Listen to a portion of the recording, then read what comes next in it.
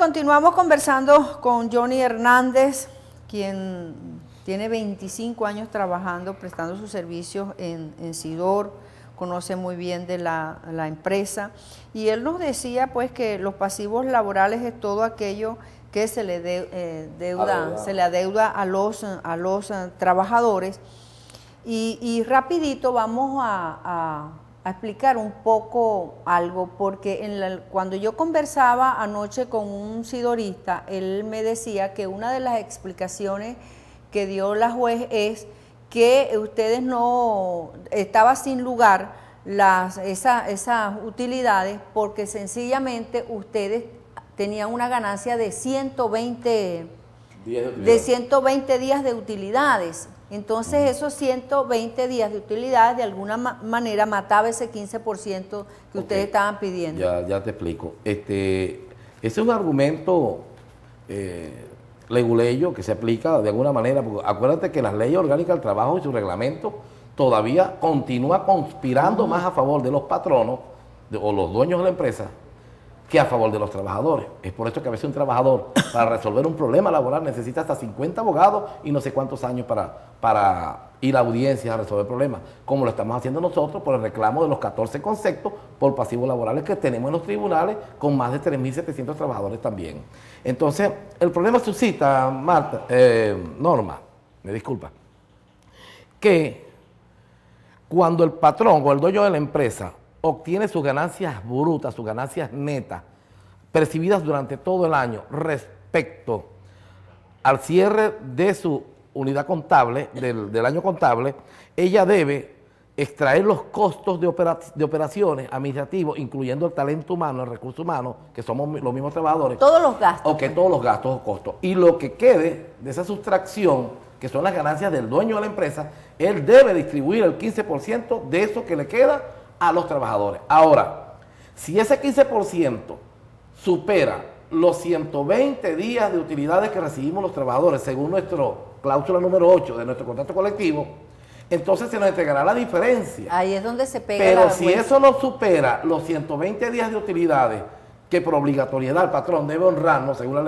nuestra ley, nuestro contrato colectivo, entonces la empresa se obliga a entregarnos esos 120 días de manera complementaria. Ahora bien, el basamento jurídico, jurisprudencial, legal que tenemos nosotros y nuestros compañeros del sindicato es que sí hubieron ganancias. ¿Por qué? Porque nosotros, aparte de ser trabajadores que generamos ganancia a un patrón, también somos accionistas, nos generamos ganancias nosotros mismos. Ahora, eso significa, para cerrar este tema y entrar en lo del control obrero, eso significa, Johnny, que los accionistas tendrían que devolver dinero. Bueno, yo creo que esa es una de las parafernalias jurídicas que existen dentro del marco de la solución política jurídica de este problema de las liquidas de los trabajadores siderúrgicos, porque si yo recibí ganancias como accionista, que realmente las recibí en 2004, 2005, 2006, 2007, en manos de los argentinos, lógicamente que eso devela de que subieron ganancias a través de un excedente de caja.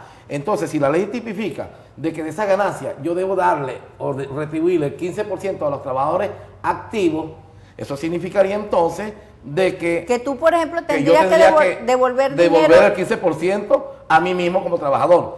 Y aquellos trabajadores que son pasivos, que no son activos, que son los trabajadores jubilados, pensionados, también tendrían que devolver el 15% de esa ganancia a los trabajadores. Entonces ahí sale una dualidad política controversial que de alguna manera conspira para que los jueces volteen hacia los retrovisores y no den camino hacia adelante. Aquí te pregunta, buen día Norma, es Tomás Villegas, es para saber si a los tercerizados les corresponde algún porcentaje de esto.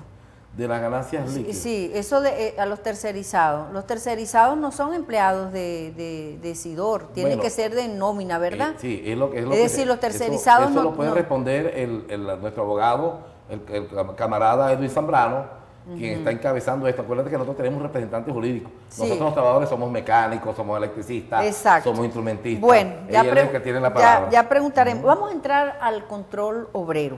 Por ejemplo, ¿qué es el control obrero? Vamos a ver si tú me puedes definir ese concepto y se lo puedes definir a nuestros amigos televidentes. De una manera elemental, el control obrero, si nos ponemos a buscar en Google, en Internet, ¿qué es control obrero? Ahí vamos a conseguir control obrero desde antes de Cristo hasta nuestros días. A nosotros nos encomendamos a los trabajadores organizadamente, a través de mesas de trabajo, buscar qué es ese control obrero y definirlo, y de alguna manera buscar la forma de articularlo en nuestras arquitecturas empresariales para de alguna manera darle el protagonismo que nos merecemos los trabajadores para la toma de decisión de nuestro sistema y procedimientos administrativos, para con ello darle mayor transparencia a nuestros procedimientos, a nuestra manera de producir nuestros productos, a la manera de transformar nuestras riquezas y garantizarle felicidad a nuestro pueblo. Ahora bien, en el marco del Plan Guayana Socialista y del Proyecto Nacional Simón Bolívar, nos organizamos los trabajadores a partir del 21 de mayo del año 2009 hasta el 10 de mayo del 2010 para producir este pequeño producto que tenemos acá. O sea, para no tener que estar copiando tantas cosas de internet sobre control obrero y pegando cosas y repartiendo lo que no es. Elaboramos un producto, una guía sobre cómo vamos a coadyuvar todas las empresas del sector hierro y el acero, así como el aluminio, pero bajo el control de los trabajadores. Con esto de control de los trabajadores simplemente estaríamos... Pero ese control es perseguir a los trabajadores, ese control obrero, por ejemplo, va a enfrentarse con el sindicato. De ninguna manera, Marta. Allí están invitados y de esto es norma, disculpa. No, de allí van a formar parte también los trabajadores, tanto trabajadores de las contratados, lamentablemente llamados tercerizados todavía, los trabajadores activos, y lo que se busca es darle protagonismo a los trabajadores para formar parte de la toma de decisión en los procedimientos administrativos. O sea, que el trabajo que hacen 2 o 3 gerentes lo hagan ahora 50, 60 o 100 trabajadores. O sea, que estos ni los otros puedan decidir sin la aprobación de la mayoría en mesas de trabajo. ¿Tú me puedes poner, por ejemplo, algo sencillo, un ejemplo, vaya la redundancia, un ejemplo sencillo?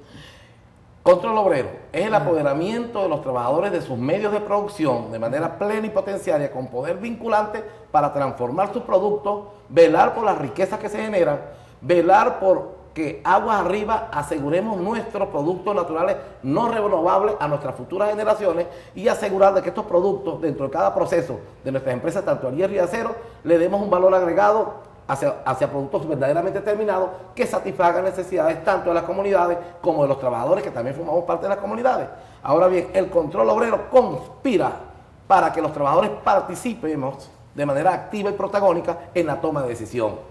Desde el punto de vista administrativo, operativo, abastecimiento. Por ejemplo, ustedes ¿hacia dónde van los...? Porque dice que eso y que y que jamás se va a lograr, ¿no? El control obrero lo va a lograr, que por ejemplo saber hacia dónde va la producción, cuánto es el costo de la producción, por ejemplo a nivel nacional, cómo es la distribución a nivel nacional, cuánto dinero hay, qué se hace con ese dinero. Vamos a un corte y al regreso seguimos conversando con Johnny Hernández.